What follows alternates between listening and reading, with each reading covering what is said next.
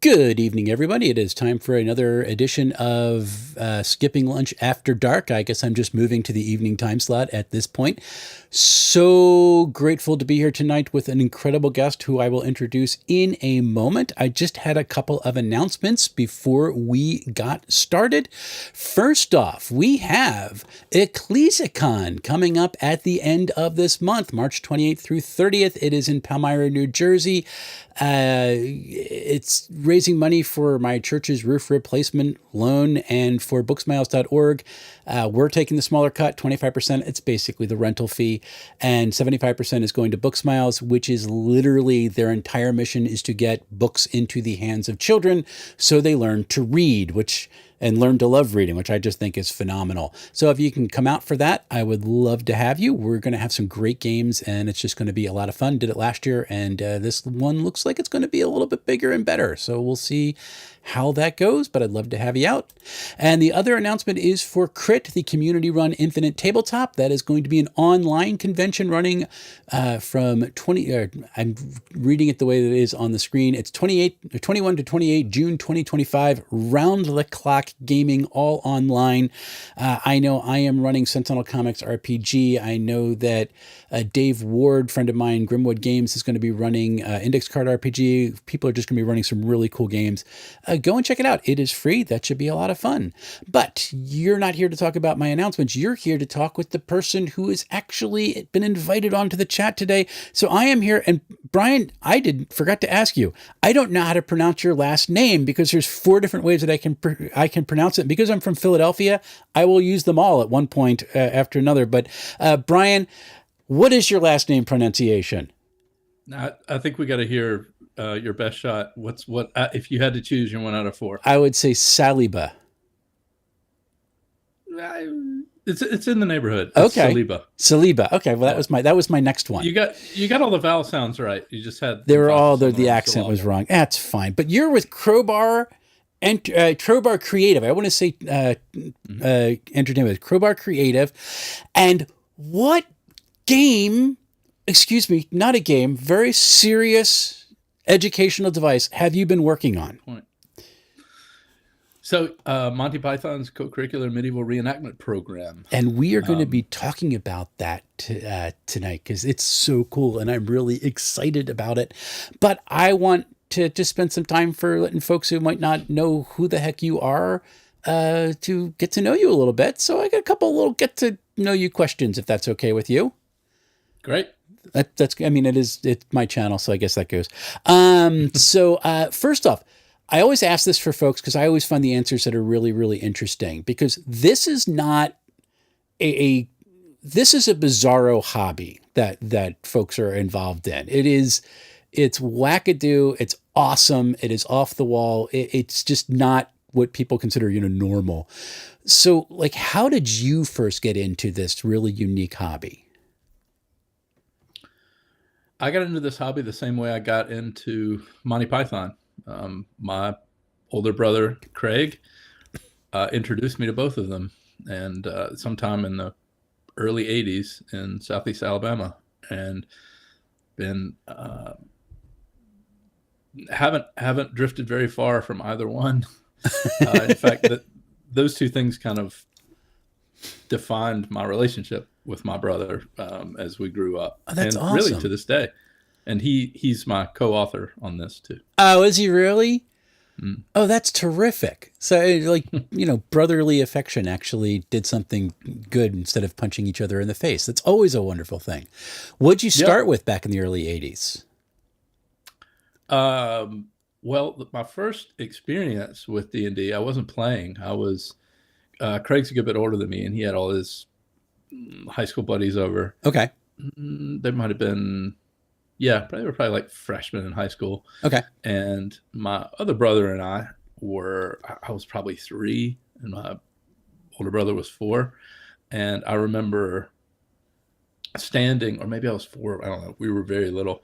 And I remember standing at the table while they were all playing. And I, of course, thought they were the coolest guys in the world.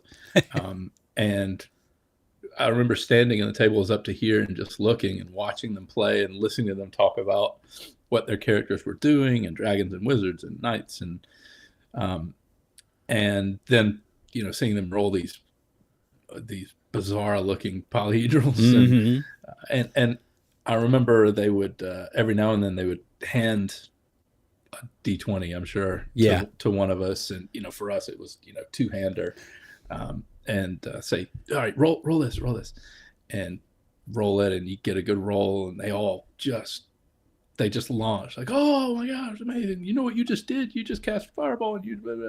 Oh, that's And awesome. I didn't obviously understand it, but I was pretty well hooked from then.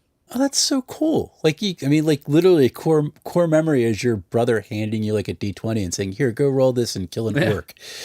That's pretty yeah. cool. Now you've been playing for a while now. So like, what is like your favorite genre of role playing game to play? If you had to pick one.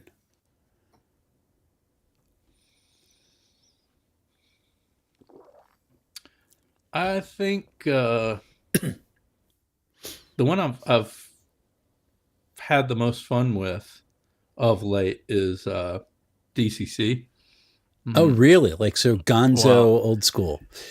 yeah. Well, yeah. I was going to say exactly that. That I think I lean toward kind of old school stuff, but I really enjoy the wackiness and the unpredictability and the Gonzo sensibility. I also love anything having to do with Fey worlds and Okay. things that really capture the kind of capricious, weird, alien nature of Fey creatures. One of the first thing that I did, or that Crowbar did in the publishing realm, was an RPG setting called Rackham Vale. Okay. And it was a fairy tale setting based on the the artwork of Arthur Rackham, who's famous British book illustrator 100 years ago. And Okay. I mean, you know his stuff, even Even if if you you don't don't know know the his name, name. yeah. If you saw it, you would recognize it. And so I'm drawn to anything that that deals with the Fae and really tries to capture the weirdness and the mercurial nature and how strangely interactions with them can turn out. Okay, cool. That's awesome. If you're at a table, would you rather be the GM or would you rather be running a PC? Hmm. I'm probably like you. I don't get a lot of choice, so I'm kind of forever GM. Uh-huh. But I mean, I love to play. I just don't get the chance nearly as often. Usually, if I want to do something with friends around a table, it's going to be me running it. Mm-hmm. So at this point, I would love to just play, Okay. but especially because as Python is about to release, just been doing a lot of kind of demos and so lots of running of games. But I would love to be on the other end of the screen at some point. Yeah, it's nice to, to instead of being the GM's life who's getting ruined by the players, you can just ruin the GM. It's a nice turn of events, right? Yeah. It's a good time. You already mentioned one, but what are some other things that Crowbar Creative has worked on? Yeah, so Rackham Vale was the first thing, and then after that was Dr. Grodbort's Scientific Adventure Violence, and that is a satirical British setting. So I guess I was leading right into Python, Uh-huh. but it's based on the work of an artist called Greg Broadmoor, who's one of the lead artists at Weta Workshop Oh, that does a lot neat. of movie special effects. Okay. And I came across his stuff when I visited the Weta Workshop Museum, and in the gift shop I found a couple of his graphic novels and really liked them, and Okay. lost track of them for years. And then several years ago, I found them again, and I thought, man, this would make for a really fun RPG setting, because it's sort of British. It's a send up of British colonialism, but set in kind of World War One, but also it's the rocket age. So Gotcha. it's British imperialism spread across the solar system, and it's ray guns and robots, pronounced robots. Like a Flash And Gordon aesthetic almost, or definitely draws on Flash Gordon and Buck Rogers, but very, very sharply satirical. He lampoons, in addition to just colonialism, British colonialism, but commercialism and big game hunting and all sorts of things. But the core of it was he just created designed a lot of these ray guns, and then he ended up building a whole world, or I guess solar system, out of it. And so we created a setting, and that one is for 5e. Okay. For that, and that came out 2023. Okay. Yes. That sounds awesome. It was fun. That's cool. Is that like an actual license that you work with him to license it, or is it just an homage? Okay, so you actually licensed it for him. That's really cool. And then finally, for the get to know you person, just looking at your job title, what exactly is a Treadle Repairperson? You don't know about the Treadle's Gone Out in the Mill? I missed that sketch. Yeah. No, you didn't. You know the sketch. It's, okay. It's Spanish Inquisition. Oh, okay. I missed the line. I need to go back and watch everything. The Chapman comes in and says, the Treadle's going up in the mill, or something like that. And they say, excuse me. And they go back and forth a few times. And then he says, I don't know. I was just told to come in here and say the Treadle's gone out in the mill. I didn't expect some kind of Spanish Inquisition. Nobody expects the Spanish Inquisition. Oh my gosh. Yeah. I need to go back and watch everything, because the book is just amazing. And we're going to talk about that now. So thank you for letting folks get to know you a little bit. Thank you for letting me reveal my own ignorance as to how awesome Monty Python is. There's also the bicycle repairman amongst the population of supermen. I do remember that one. There's a lot. There's a lot to know. I mean, it's Monty Python. There's a lot. And look, if you're going to remember anything from that sketch, it's not going to be that line. Correct. But I do love the fact that that's the name, like Treadle Repairman. How long has the reenactment program been in development? I think probably about 2.5 to close to 3 years. Okay. All told. But the actually probably more like 4.5, because we chased the license for a good 1.5 years. Okay. And we were doing some development work alongside that, but you can only go so far before you know that you're going to be doing something. Right. I mean, actually, my brother and I probably did way more than we should have responsibly in terms of developing it and devoting time to it before we had the license. But that process took a long time. And then the Kickstarter we were unprepared for the size of that Kickstarter and how many stretch goals we were going to unlock. So that meant we just unlocked a ton of additional content. Okay. So even though we had a good bit in the can at that point, there was suddenly a whole lot more that we had to do. So, and how did you? It's been Go ahead. No, you finish up. I'm sorry, I jumped in on you. It's been the better part of 4.5 years, I guess. Awesome. All told. All right. So 2 things then. First off, like when you approached the license holders for Monty Python, I don't even know who holds it at this point. Like, what was the response to I want to make this role-playing game about Monty Python canon? Yeah. Like, what did they just look at you like you had 2 heads? Like, how did that interaction go? Yeah. So, Monty Python Ltd. owns all Monty Python. Okay. They didn't for a long time. It was all over the place with different movie studios and BBC and all that. And they went on a campaign to acquire all their rights so they could actually hold them. Gotcha. I mean, for the longest time, I think they were, not getting any kind of, I don't really know, but right. I do know that they made a concerted effort to acquire all those rights. And so they own everything now. Okay. The way that I got in touch with them, I was talking to a brand agency about another project that ultimately didn't happen. Okay. But they said, well, look, this isn't going to happen for various reasons, but here's our client roster. If you see anything else, because I'd been back and forth with them for about a year and a half Okay. about that thing. And so, we had a history at that point. They said, look, that one's not going to happen. But if you like anybody else on our roster, see anything interesting, let us know. Okay. And it was almost all music acts. Gotcha. And then I just looked down in kind of the corner, and there was Monty Python sitting there. And I said, oh my gosh, is that even possible? Is that? And they said, yeah, actually they're looking to do stuff, and they're that might work. So put together a proposal, and it took probably, again, about a year and a half from that point to actually signing the deal. And in the meantime, Exalted Funeral came on as the publisher. But to answer your sort of initial question, what were those conversations like? It was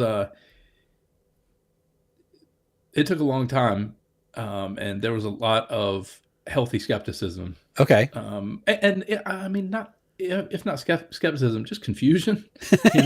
Just now wait. So it's a board game. A lot of that. Okay. And then just a lot of emails, a lot of phone calls and video chats, just explaining what a tabletop role-playing game is. Okay. And then what we intended to do, and maybe more importantly, what we weren't going to do, because it was important to them that, number one, this not just be a Holy Grail game. Okay. And number two, that it didn't just allow people sitting around a table to recreate popular scenes that everybody knows. Okay. Which was great, because we didn't want to do either of those things. Mm-hmm. But the idea that players were not going to be playing Brian of Nazareth or the Knights, or that it took a while to get that across and explain that you're creating something of your own using these certain parameters, and then you go adventuring in this world, and you might run into canonical characters, but you're not one of them. Gotcha. And that way those characters can be presented in a way that's consistent with how they appear canonically. Right. Okay. Or as close as we could get it. And it was kind of a roller coaster. It felt at times, it seemed and sounded at times like it was definitely going to happen, and things looked good, and we just need a couple more things and we're going to get back to it. And then it would kind of go quiet, or started to feel like it wasn't going to happen. And that went on for long enough that we decided, Exalted Funeral and I decided, you know what, we might need to just kind of move on. Okay. It's been, and so we signed the deal, and Exalted was a part of this, to do the Dr. Gloryboards project. Oh, okay. And kind of started that.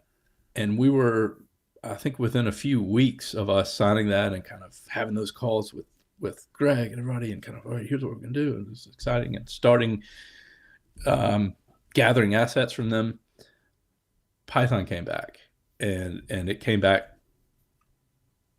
hard and fast. Oh, wow. Okay. And so when they came back around, or actually in this case, the brand agency that represents them, they were ready to go. Wow. And at that point, it was a matter of having to decide. I don't want to turn that down. Been chasing it for a long time. Seriously. Dream project. Yeah. But I just signed this other this other license, so just kind of settled in for what I knew was going to be a long 2 years, and those two things were developed simultaneously. Basically. Oh, wow. Okay. So it was a lot. I won't do that again. No, I would not recommend that. But it was just No, it was. But it was the way that it fell out, and there was no way I was going to say no to that, and there was no way I was going to not move forward with the Dr. G thing, because I was really excited about that. So just figured, all right, well, we'll got to bring on some help, like my brother for this, and two co-authors for Dr. G, and we just did them both. That is awesome. I mean, it's just really, and I want to switch just to talking not about that early development process, but the game itself. But the fact that you were writing two games at once, which there's some overlap in mentality, right? Because it's this satirical concept.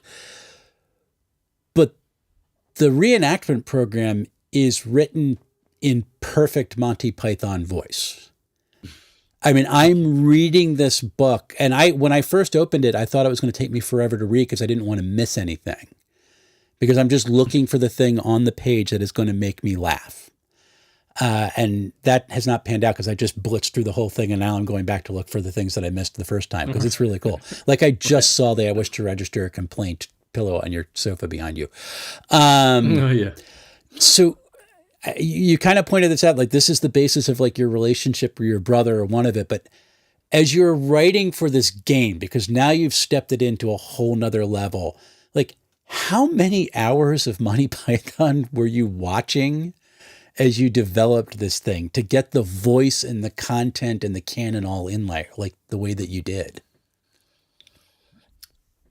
Yeah, there was definitely a few weeks of just deep dive content,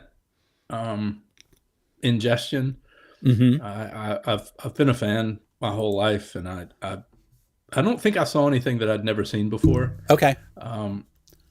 Except I didn't have one of the books, and I hadn't heard one of the albums. Those were two things that were new to me. But other than that, it was I was familiar with everything, but I had to be more than familiar. I had to be really steeped in it. So yeah, there was a lot of just binge watching, especially Flying Circus, and with notebooks and tabs. And fun fact, if you watch more than about 4.5 episodes of Flying Circus in a row, you will start to think you're losing your mind. Didn't realize at the time, because I'd never done that many just in a row. But man, your brain starts doing weird things. Was that the origin of the bits of loony mechanic inside the game? Very well, yeah. Okay. Yeah, I did feel like I was taking bits of loony. So just filling up notebooks, and my brother was doing the same thing, and we're swapping ideas, and we're trying to approach the research phase as systematically as we could. Okay. Knowing what kind of things we were looking for, and making sure that we were kind of documenting everything in a certain way so that it wasn't just, so that it was actionable and indexable and all of that. So yeah, that was a lot, because there was just a lot of content. I mean, I think Craig at one point went to go round up names and characters, and had a list of over 400, I think. Oh my gosh. And of just names of named characters. Okay. And so somewhere in there, we started talking about mechanics, or at least like kind of core tenets, and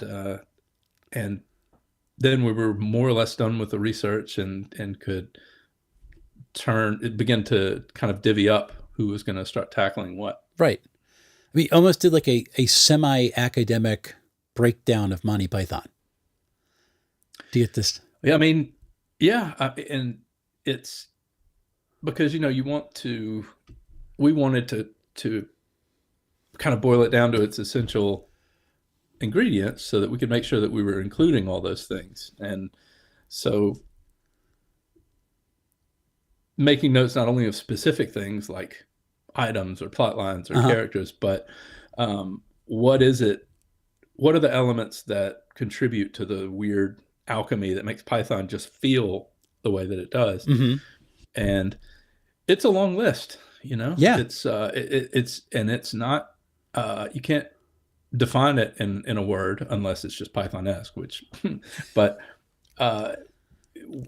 I mean, and humor doesn't cover it because Yeah, you have to it's yeah. go several.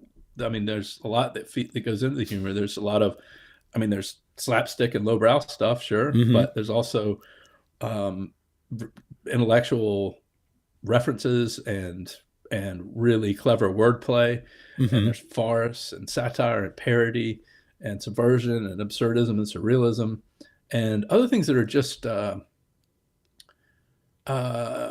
almost intended just to irritate you. You Yes, know, which does get into the game too, which I love. So yes. So, you know, making sure that at least uh, if we had a handle on the things that go in the pot that mix together and make it feel Python, that we were at least trying to use those same ingredients. We could never recreate what those guys created, mhm. or we didn't have the recipe, but we at least want to make sure we were using those ingredients. That makes sense. Yeah, I mean, you got close. We got a comment from chat. We have user SPG says, "I bet Brian easily noticed how many Arthur characters there are in Flying Circus." Yeah, yeah, So, we've got. I think we've got.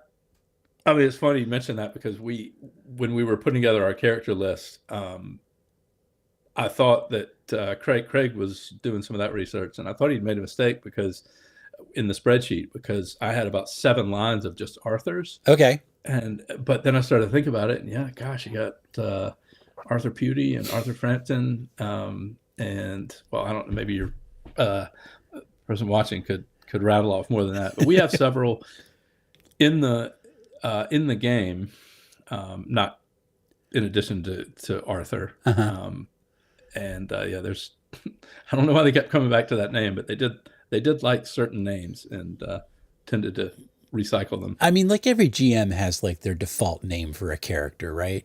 I mean, Right. every my generic NPC character is always just Steve. I have a lot of Steves running around. I have no idea why.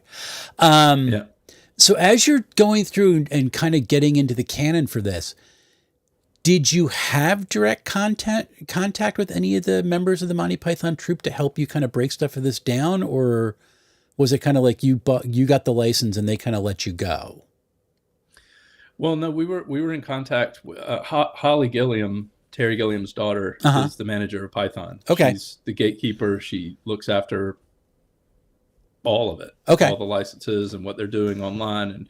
And she is great, just Awesome. really supportive from the beginning, and really, even when she didn't understand what we were talking about, she was very interested, Okay. and asked really good questions, and was just always very um, encouraging to Awesome. us. And I've done a fair amount of licensed publishing, not with RPGs, but other stuff. Okay. And you never know what kind of licensor you're going to get. Mm-hmm. And she was as good as you could get because Awesome. um, she was forthcoming, but she didn't try to control anything and didn't impose. I mean, we had some parameters that we needed to stick by, but Okay. most of them were pretty common sense, and Yeah. a lot of it was just earning trust, Okay. and when we talked to her enough times, and when she started to see some stuff that we were writing, I think that I mean, without putting words in her mouth, I think we earned a degree of trust Okay. with her, that she realized that you guys really love this stuff. Mm-hmm. This isn't some kind of cash grab, or this isn't. I mean, this is a dream project for these Right. guys. They love it. They know it really well, Mm-hmm. and that, I think, anytime you have that kind of relationship with a licensor, I think they tend to feel a lot more willing to just kind of say, "Great, I don't necessarily get what you're doing, but I trust you to take care of the legacy and to Mm-hmm. treat this the way we want it treated."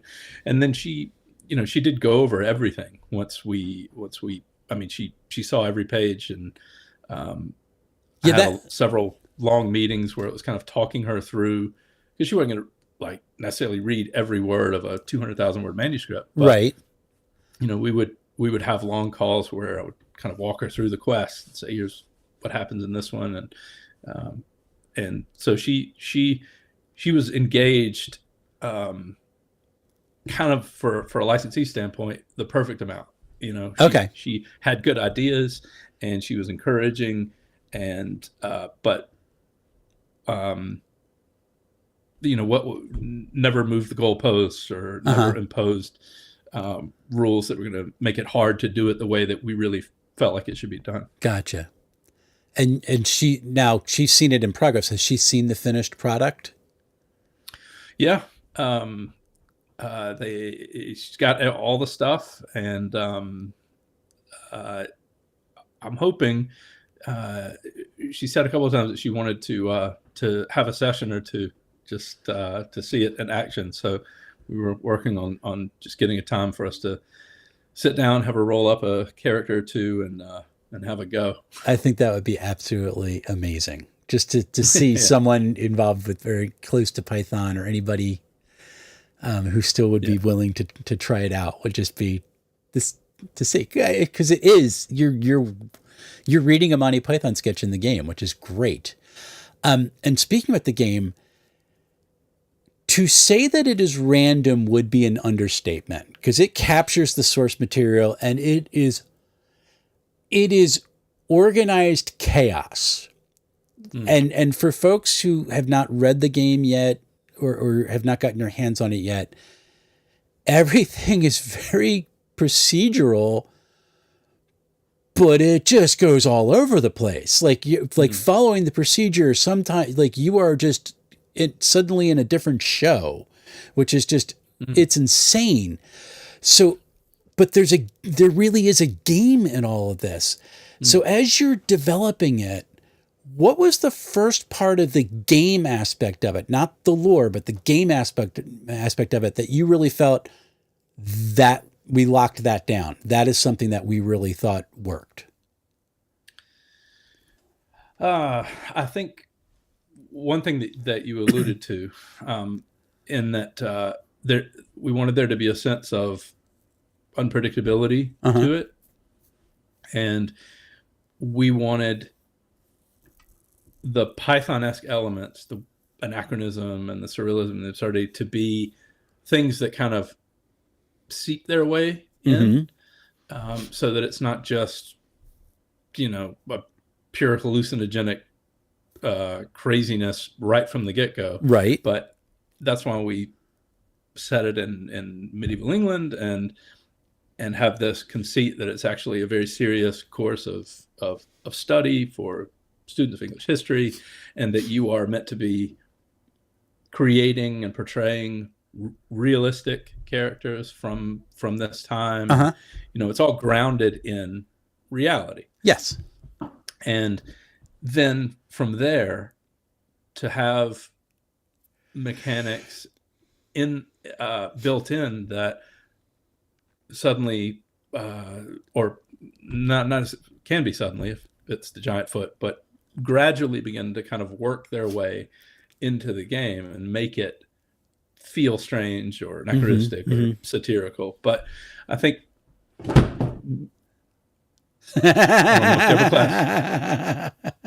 maybe Palin disagrees with that, but I think we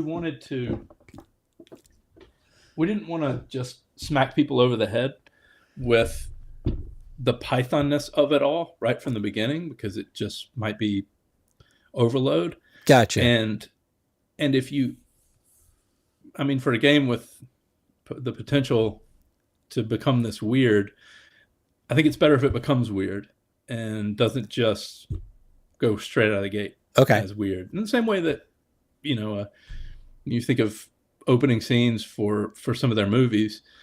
Holy Grail may be a bad example because of the credits, but once you get that opening shot and it's misty and it's gritty and it feels like, whoa, this is a really serious movie, and then he rides up on coconuts, so I think that's one thing that we knew right away, is that we wanted it to have that a basis in in real history. Right. Okay. Real Yeah, history, real history. Yes. from Python. So that was one of the things that, as you put it, we sort of locked down early. Okay. So it's absurdity, but it's grounded absurdity. Well, and but it's also the Python-esque elements are introduced as a result of things that happen during the game. Right. It's not just, we're on a quest and, boing, it's the loony party. Right. Okay. And we turn the corner and, oh my gosh, it's Conrad Hughes and his dancing teeth. It's not just a carnival, an amusement park of Python canon. Okay. It feels, at least it begins, as if you're playing a really serious and earnest game. And but despite your best efforts and those of the head of Light Entertainment, inevitably there's going to be some strange things that begin to happen. SPG points out it is paced absurdity, which I think is actually a good way of putting it. Paced absurdity, which is nice. And to that end, and I think I mentioned this in my first look, you have this excellent essay. If anyone has ever broken down, and I know I'm like fanboy and gushing here, but if anybody's ever broken down what makes Python so unique, it is the fact that the people in those sketches, are dead serious. And that's like literally the game's telling you, don't be silly, like play this straight. And that's when the hilarity will ensue. And it's perfect.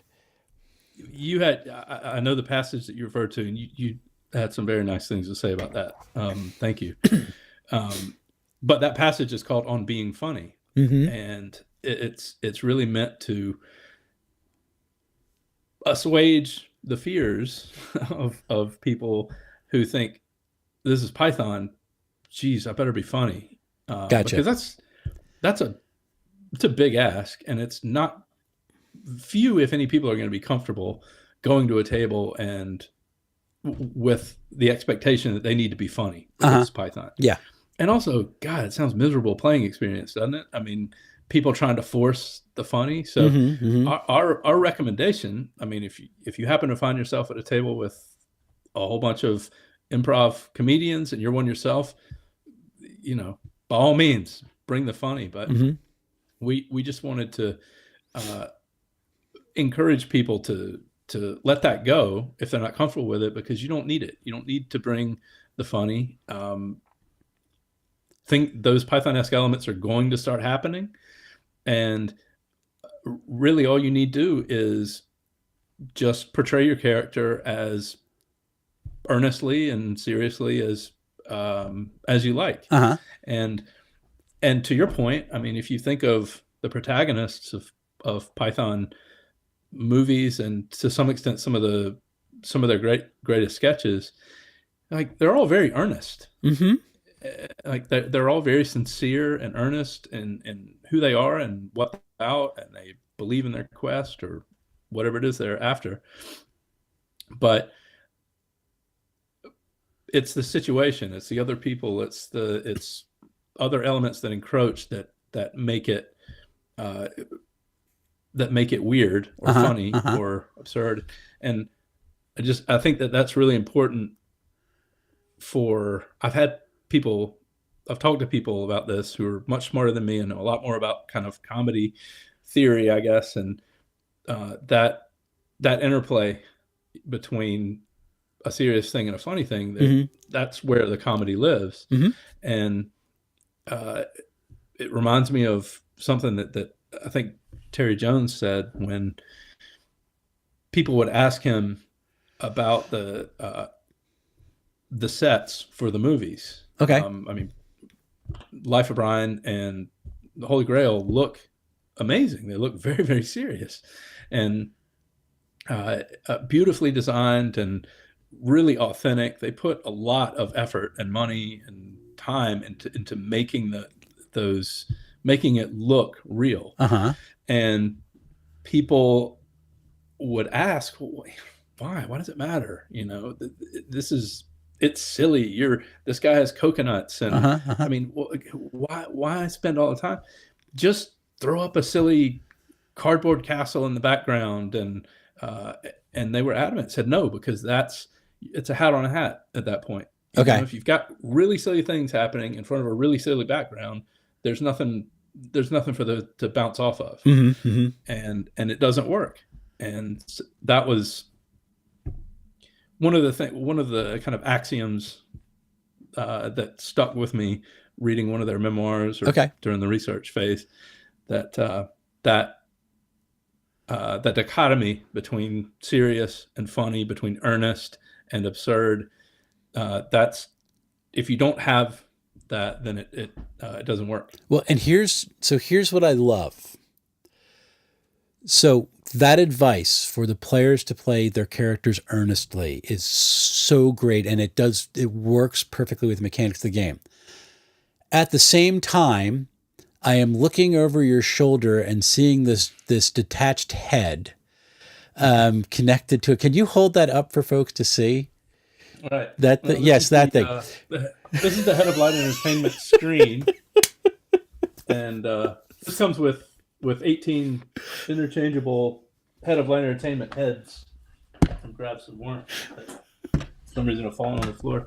This is an upper class twit. Actually, this is Jimmy Buzzard from Flying Circus sketch. And so everybody, play your character earnestly. Meanwhile, there's a llama in front of you. Yeah, we've got a llama. There's a penguin. There's a penguin. Take over as Head of Light Entertainment. I love it. But that's perfect because that's earnest against the absurd, and that's exactly what you're talking about. It's just a little bit reversed. So. And I would never tell a player be serious. Right.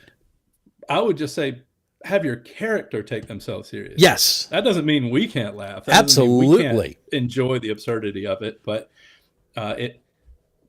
in our experience running it, playing it, testing it, and all of that, the result is almost always better when at least the characters think that they're on an important mission and they take themselves seriously.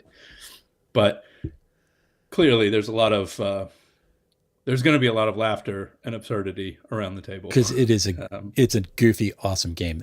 SPG chimes in again, says it's a real challenge for your players, in particular when they have to deal with keep left signs. That's right. Yeah, vicious gangs of keep left signs. They're in the game, and they will jostle you and knock your traits toward the silly end of the spectrum. Gotcha. And yeah, and can very quickly turn into an entire gang. It's terrifying. It's amazing. So as you're looking at the game entirely, there are like the mechanics that are there. What's the one mechanic in the game that you are particularly happy with? I think it's these guys. I mean, the fact that they have interchangeable heads, that's just a visual reminder for who your Head of Light Entertainment happens to be. Because as the GM or the Head of Light Entertainment in this game, you aren't just a kind of neutral referee and arbiter of rules, and you're meant to take on one of 18 personae. And each personae has their own sensibilities. They have certain things they like and don't like, and if you do things that they like, they'll issue you merits in the form of these tokens that I have in a box somewhere. And if you offend their sensibilities, they'll issue you demerits. And if you accrue enough demerits, then your character suffers a beshreumment, which is a roll on a D30 table that is specific to that Head of Light Entertainment. And that, more than anything, is where a lot of the really Python-esque things happen. The one on every beshreumment table is the foot. Bunk. But they're D30 tables, and they can be things that negatively impact the character that triggered it. They can be things that are neutral and just weird, or things that actually can be a boon. And they can also be things that just cause us all to do something. Like Mm-hmm. the Pope has tuned in, so we all have to stand up for the rest of this particular scene Everybody has around the to table. salute for D30 minutes until you sing "God Save the Queen." I mean, that's just That's one of them. Yeah, I yeah. love it. And they can also negatively affect the head of light entertainment. Mm-hmm.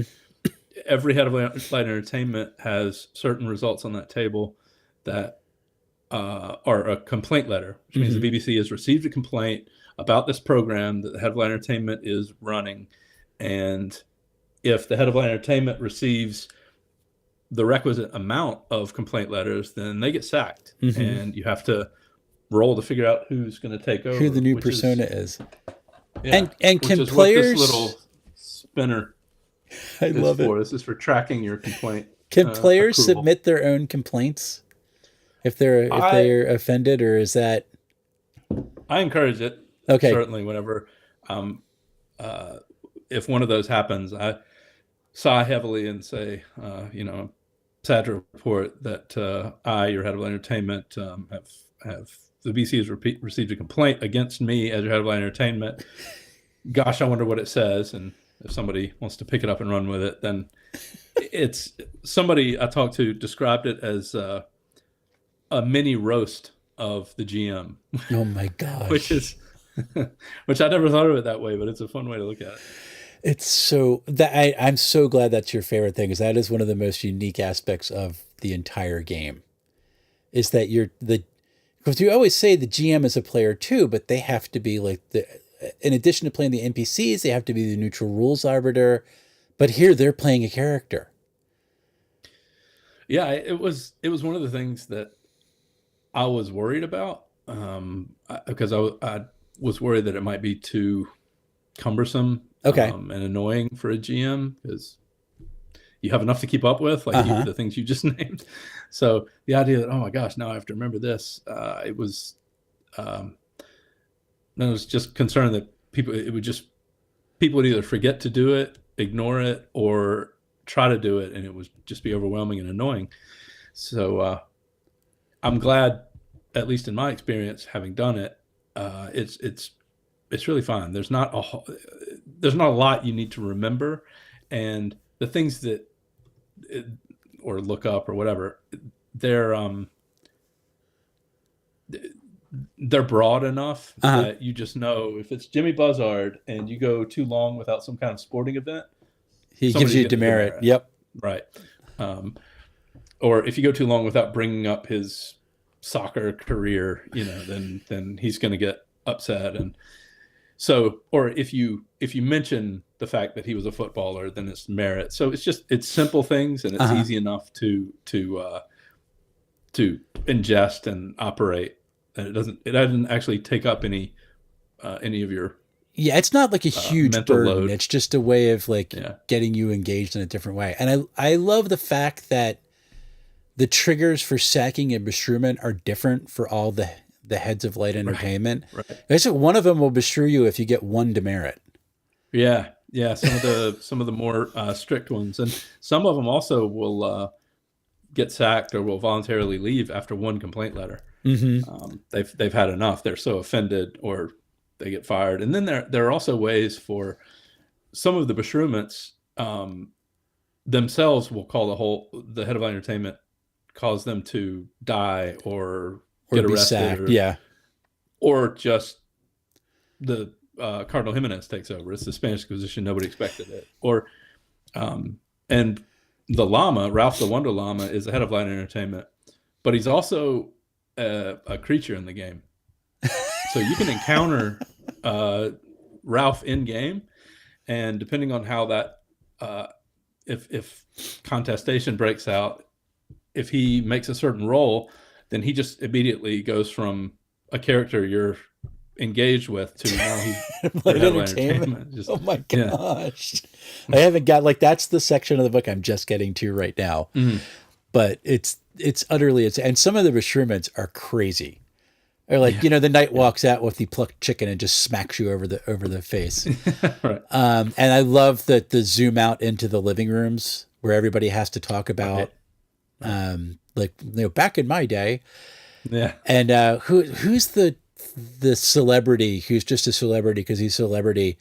But one of the Timmy Bashumans is like Williams. he wins a BAFTA, and you have to give Yeah. like everybody has to practice giving a nominations or an Yeah. introduction speech. It's like That's the wonderful Timmy Williams. He was based on Frost, David Frost. okay, For it, I that's think. so But great. yeah, he's super. You know, how are you? Come and work for me. See you tomorrow. I'll call you tomorrow. And I was actually the last demo that I did. I was Timmy Williams. That was the head of entertainment I rolled, and somebody got a beshroomment, and Timmy Williams got a BAFTA. Like that happened. Oh, it's awesome. Last week. Okay. And I had to give an acceptance speech. That was the result of the beshroomment as Timmy Williams. That's so, awesome. Yeah. It's so random. All those beshrooments. You know, we have 18 heads of entertainment, and each have their own D30 tables. I mean, there's some kind of repeats or some. There's general themes across, yeah. Mm-hmm. But you know, we found that in the research, so many strange things happen to to characters across all of Python's work that we had plenty. I mean, there's the knight with the plucked chicken. I mean, there's the 16-ton weight. There's getting chased by naked people. I mean, there were so many things. It's not like we were inventing things whole cloth. It was just watching the show and going, oh, that's a terrible thing that happened to that person, or a strange thing. And so let's add this in a beshroomment table. Yeah. I love the ending up on a different program. Yeah. Yeah. It's just utterly, that's completely absurd. Like now you have to just pretend you're in a program because we are now. Yeah. The alternative programming, that was a tough one to crack because they have so many great sketches where it's a television show. Yeah. Right? It's good evening and welcome to Ethel the Frog, or good evening and welcome to Money Tonight. Good evening. I mean, how many of those? They have game shows. They have the Blackmail Call-In show. They've got the kind of high-minded science shows and the variety shows. They have so many that are, because they send up television so often in entertainment. So there are all these shows. I mean, you're just thinking, how do we adapt that? You know, how does that enter the game? A television show. I mean, when you have a weird character who is not from medieval times, you can make them head of entertainment. You can just adapt them into a medieval version of themselves, like we did for the Gumbies or something like that. But when it comes to a studio television show, what in the world? How do we can't not have that? It'd be like having a Python game with no shops. You have to have shops. You have to have shops. And so incidentally, there is a good shop table, by the way, folks, for the. So that's great. So you brought that in. So we landed on the idea that as a beshroomment, then an alternate programming is triggered. Is if someone just switched the channel on the old school thing, and now all of us around the table are no longer who we were. You're not your player character anymore. I'm not the GM.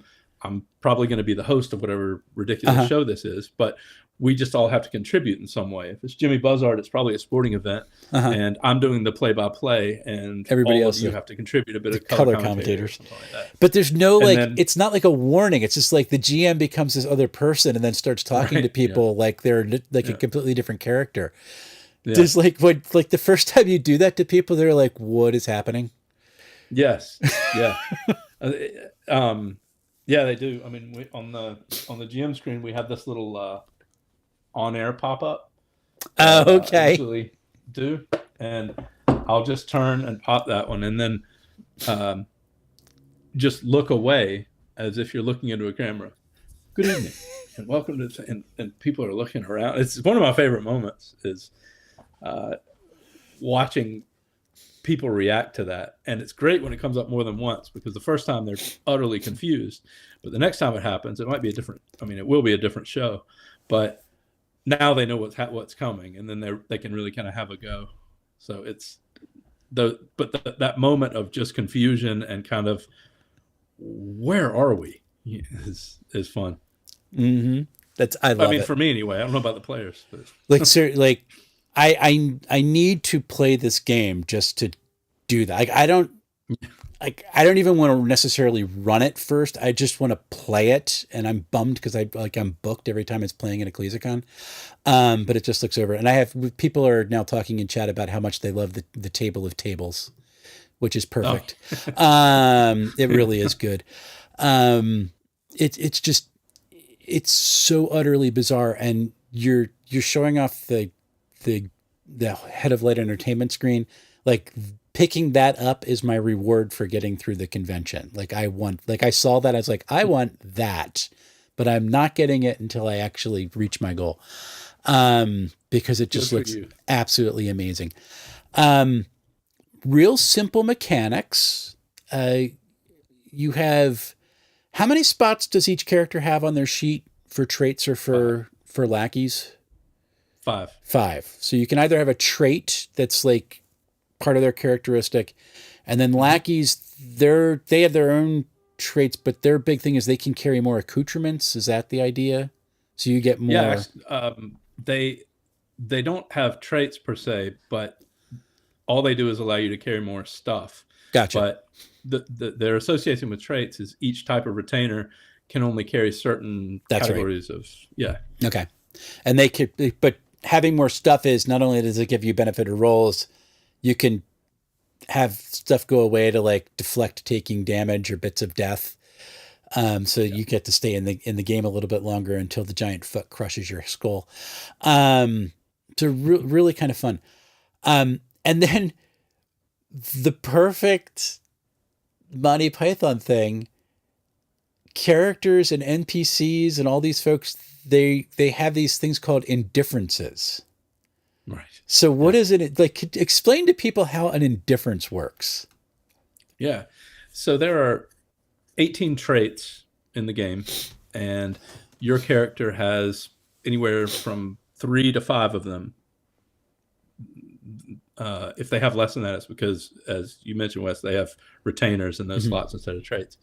But the core mechanic is just for a player to describe what their character is doing, and then generally it's up to the head of light entertainment to interpret that description and decide which of those 18 traits the character is using, and which of those same 18 traits is being targeted. Okay. By that particular usage. So it's really the only thing that the player needs to do is offer up a good description that includes not only what it looks like, but what's the intent behind this. Right. And usually a player is going to know which of their traits they're trying to use. So, I mean, look, a lot of times people just say, I want to use my bardistry to do this. Fine.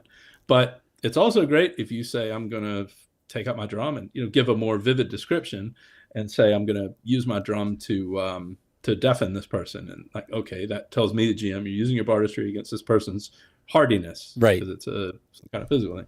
So, and then you each roll your die and see what happens. But there are 10 character classes, or what we call situations, and each of them is indifferent. Each of them comes with at least one trait sort of automatically. Like a churl has to have animal husbandry. A knight has to have valor and chastity, and you can fill in the rest. But each character class or situation is also indifferent to one trait. And that means that in short, it means they just can't roll a die for it ever. So the knight, for example, well, let's do the troubadour, for example, is indifferent to chastity. So that means that a troubadour character can't weaponize chastity to sort of shame someone or whatever in a way that anyone else would be able to. Right. At least they can't roll a die for it. I mean, they can certainly do it, but role play that. Yeah. It's totally fine. But likewise, they are immune to other creatures or people using chastity against them, or targeting something that or using an attack that would target their chastity. They're just indifferent to it. And initially we called that immunity, but it felt too sterile. Yeah. It didn't fit. So we call it indifference. And it's not that usually role play it and describe it in such a way that it's almost a happenstance thing. You know, like you just you happen to bend over at the right time, or and well, bend over is probably not the right way to put it when it comes to chastity, but you happen to you know, have be picking your ear and you don't hear that particular thing, or but you can't be affected by it, right? And so it allows for a little bit of a little bit more kind of grist for the mechanical mill. I love it. And what it reminded me of, so Terry Pratchett will often describe like the lords and like Ankh-Morpork, like in their world, like, you know, peasants did not talk back to them, so therefore that didn't happen, and they just write them out of existence. And I'm like, oh my gosh, that's like absolutely the indifference mechanic. It's perfect. They're indifferent to argumentation. You don't exist. That's exactly. It's perfect. Yep. So, and also for folks who are on the fence of buying this game, if you want, I'm gushing. I know I'm gushing, but if you want the best essay written on why your character should not just say, I'm doing this from my sheet, but actually narrate what your character is doing, get the Reenactment Program core book. Because first off, it's written in Monty Python voice. So it's just brilliant from that standpoint. Also, it insults you, which is even, I think that's even better for the course. But it's this perfect description as to why this is so important. And because it's Monty Python, it hits home a little bit more. It's like, oh, that's boring. Yes. Right. Yes, that's exactly it. This is what we're saying. It's boring. But if you describe it really, really well, there is a reward for you too. Because there's a mechanic in the game which is called Intercourse the dice. And SPG already put it up. Intercourse the dice, or penetrate the polyhedrals, or courteous the cubes. Which is right. I have to admit, like I read that once, like that's interesting.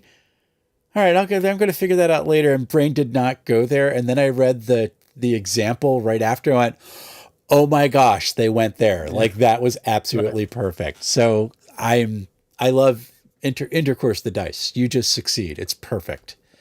Well, so, it's a total ripoff, at least in terms of its terminology, from Intercourse the Penguin. Yes. I think the exploding penguin sketch. And why is there a penguin on the thing? Intercourse the Penguin.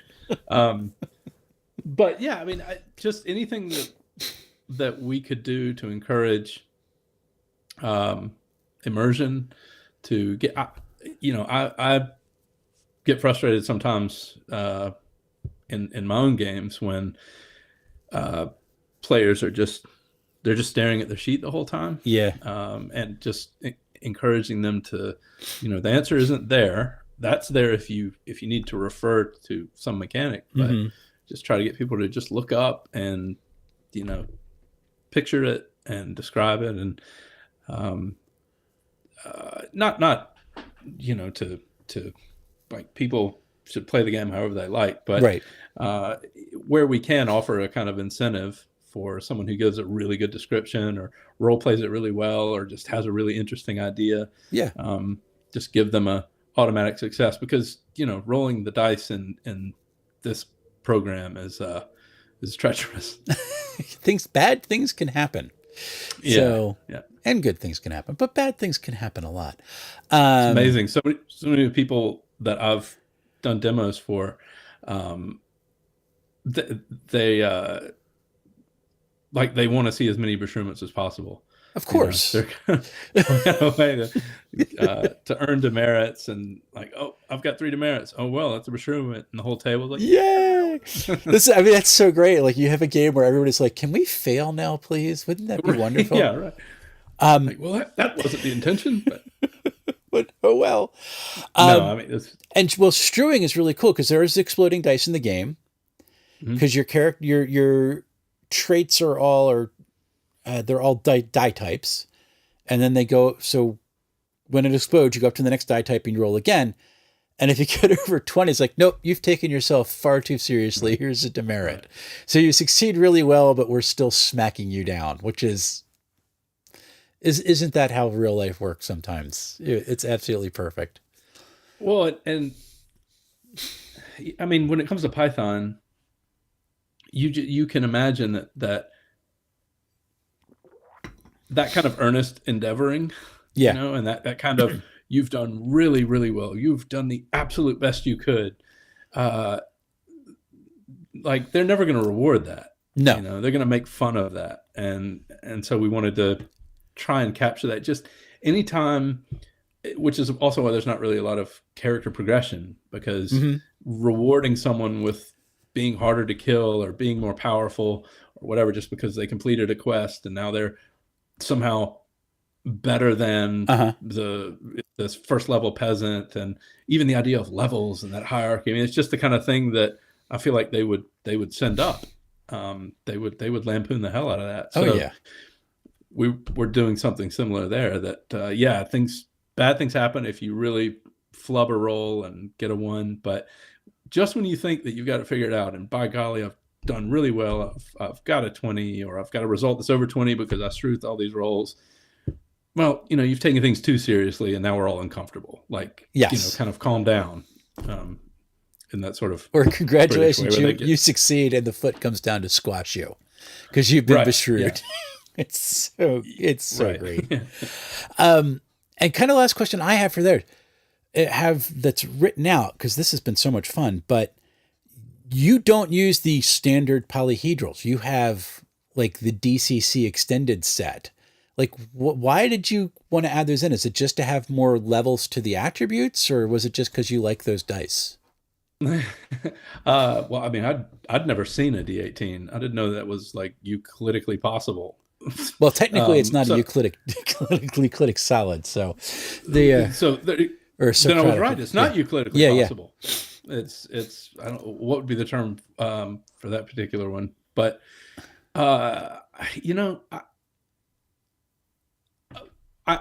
we didn't necessarily say we want to have all these dice. Okay. But we knew that what we wanted was to have your traits, your ability scores, exist on a continuum between serious and silly. And we wanted those things to move around as the game goes on, those to be fluid. So, because again, it didn't feel Python to say, Bink, I rolled this number and I am intelligent. Yes. It's it didn't feel right. So, having your core traits be fluid and unpredictably so in cases, and then it was a matter of figuring out a mechanic that would support that. What does being silly, extremely silly, in this trait, how does that differ from being extremely serious in this trait? Okay. And so that's where we came down on the idea of a dice chain. And when we kind of laid out this spectrum, we realized, this is great, because that means we got a 4, a 6, an 8, and a 10, a 12, and oh no. We cannot skip from 12 to 20. Exalted Funeral, do you think we could do a 14, 16, and 18? And they were great. They were like, if that's what you got to do, then we'll figure it out. I got to tell you, the 14, 16, and 18 dice are so much fun to roll, because they just spin until they finally settle down. They're like, and then they just stop. Little tops. It's awesome. Yeah, so it's really cool. I guess the last thing for me, officially, if nobody in chat has any questions, when is this officially out? Because right now it says pre-order. When's it going to be released? On the 12th. Yoo-hoo! We have like a kind of soft release tomorrow. Okay. Which means like you'll probably see it out and about. But the kind of official pub date is the 12th. Okay. Awesome. So it's this month. Folks can pick this up and go get it. Get it on Exalted Funeral. Check out all the cool things they got, because what are some of the things that are the products that are out right now for it? You have the core rulebook, obviously, which is beautiful. Yeah. I left mine upstairs, so there it is. You got the cool whole screen, which I just love. Which is, we did mention the God pop-up. That's so. What does the God pop up for? Oh, it just stop groveling. When God shows up in several quests. Okay. And, so when he does, you pop that up, and people know who they're dealing with. I love it. You have the coconuts for the dice rollers. We have the coconuts, which I actually have clicked together, and they do sound right. Yeah, they do. Awesome. And then the dice. That dice box. Yeah. Now, I'm not. You've played DCC. Are there more dice in your dice change than there are in DCC, or is it the same set of extra polyhedrals? I think it's just the 18 that the Xochi set. Okay. I think it's called doesn't have. But Okay. we also have the D30. The D30. Which is only used for Beshreuments, right? So for Beshreuments and spiffing serious abilities. That's right. And then we also have these 2 spin downs for tracking your health. Yes, I love those too. No. Like ends with no more, and it's coconuts is when you get all the loony. So there's 2 ways to take damage. It's coconuts. But it's a banana. I love just stupid. That's so awesome. SPG has a question. Says thank you for us for the game support. For the game and support with the community on places like Facebook, are there any other community spaces to go besides like Facebook for support for the Monty Python's co-curricular medieval reenactment program? Yeah, I've got a Discord that started not too long ago, but mainly because people kept asking that question. And yeah, it's been fun. People have been posting kind of write-ups of their sessions and some ideas for additional heads of light entertainment they want to design. And so, yeah, it's cool. I guess I could, what would be the best way? I could like give you the link that you could put in the. Absolutely. If you send me the link, I'll put in the description for this, folks. Yeah. And I guess it's also on Crowbar Creative's website too. It's up in your socials. It is. Yes, it is. So, yeah. You can go to crwbr.com and there's a Discord link there. Oh, and actually, Tim Kirk, who is coming to EcclesiaCon, he has a question. So yeah, SPG, go to Crowbar Creative's website. Just search it on Google; it'll pop up. But I'll also, if he'll send me the invite link, I'll put it in the description for this. Timothy Kirk wants to ask: can you talk us through Fechet Le Vache? Because I actually don't know how to do Fechet Le Vache. So because this is a Beshreumont, you have to play the game at some point. It's a Beshreumont. It also figures into a quest or 2. But it's Fechet Le Vache is, maybe I'll get the one that isn't shrink wrapped. That's probably a good idea. We could do a box opening. We're good. Several boxes of. How to tell someone is about to release a game? There's just boxes of product everywhere. So right. So Fechet Le Vache is one of 3 games that you can play with this set. There's Fechet Le Vache, Squashe, L'Anglaise, and then just good old-fashioned backgammon. Okay. And the board itself is a backgammon board, but it has a lot of Python-esque design sensibilities. Okay. And the way Fechet Le Vache works, if you know how to play backgammon, it's has similar mechanics and at least in the way that you move around the board. Okay. But it doesn't have a whole lot else in common. But the idea is you have 2 teams on either side of this board. That's hard to do in mirror. Yeah, I totally understand. The 2 teams are racing to the opposite end of the field. Okay. To capture a cow.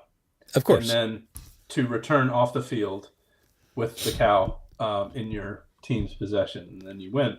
But you are, I mean, the 2 teams are in competition, so they're fighting each other. It's kind of a gladiatorial event. Okay. But it's something that is perpetrated on the English by the French. So the French are in the stands all around you, and they're hurling insults, but they're also operating these 2 catapults that launch the dice across. And so if you get hit, if your meeple gets hit by a die, you've been hit by a farm animal. And if it's a 1, it's a fish. If it's a 2, it's a chicken. If it's a, yes, they're launching farm animals as you're running around this field, fighting each other and trying to get the cow. And you can also play with this wall. which can be brought down by certain effects. And, Okay. But it's kind of just a fast and madcap bastardization of backgammon. So do you like it's that appears in the brochurements a few times. Like, do you need like that box to play it, or do you have the rules separate somewhere that you can download? Yeah, we do. You can download the rules, and you can download a printable version. Okay, cool. Which you can just then like lay on top of your own backgammon board. Okay. I think you do need at least a backgammon board. Probably wouldn't work very well because you kind of need the walls. But and we have printable meeples too. Love it. So you don't have to have this thing. But hold the box up because it's a cool looking box. I saw it the other day. Yeah, it came out really nice. It's very nice. I mean, it's like a separate board game that's part of the game, which just is very Monty Python-esque. Yeah. So you have your rules, and then the board itself is that. Oh my gosh. And then what you can do, you see there's kind of a castle on this side and a forest on this side. You can flip the board over. So there's the... Oh, that's the inside. Okay, side, gotcha. With its 2 dice catapults and meeples and all that. And you can also just play regular backgammon on this. We have the tokens for that. But you can also flip this the other way and play Squash à l'Anglaise, which is kind of a castle siege simulation. You did all this in like 2.5 years while developing another game. Yeah, I know. This was Fetch la Vache. Squash à l'Anglaise came a little bit later in the process, but Fetch la Vache was a part of it right from the beginning. Gotcha. People ask me, when did you decide to add that on? Weirdly, that was in the mix from the beginning for some bizarre reason. But yeah, Squash à l'Anglaise, you just flip the board over and put the wall up, and then one side is the English storming the castle, and the French are here in the tower, and you're launching things back and forth. And I mean, there's rules for. I think I went overboard with the rules in making these, real games. But like literally, like it is a separate SKU, and it's. When I saw the price, I'm like, wow! And then you held up this wooden box, and I'm like, oh my gosh! Like you went to town. That's just... we went overboard. For sure. we couldn't help ourselves. Comes with these meeples. You have a cow meeple, and then the 2 teams. And these have the Gilliam artwork on them. That's awesome. And all of the little backgammon tiles have cows on them. Like the bag too. But I love it. So yeah. So anyway, hope that answers your question. That does answer the question. We can download it. We can play it. There's dice catapults. It's a fun time. I do have a dice catapult. I haven't opened it yet. Now I know what to use it for. That makes me happy. So I mean, I'd be shocked if people use it the way it's intended. Oh no, we're just I'm yeah. Anytime someone dies, I'm just launching their dice around. It's awesome. Yeah. So it's a perfect dice jail. You rolled a 1 when I needed 20. Like, pew! There you go. See you later. Yeah. That's all I got. Wanted to point out, SPG went to your Discord link on your website. It is no longer valid.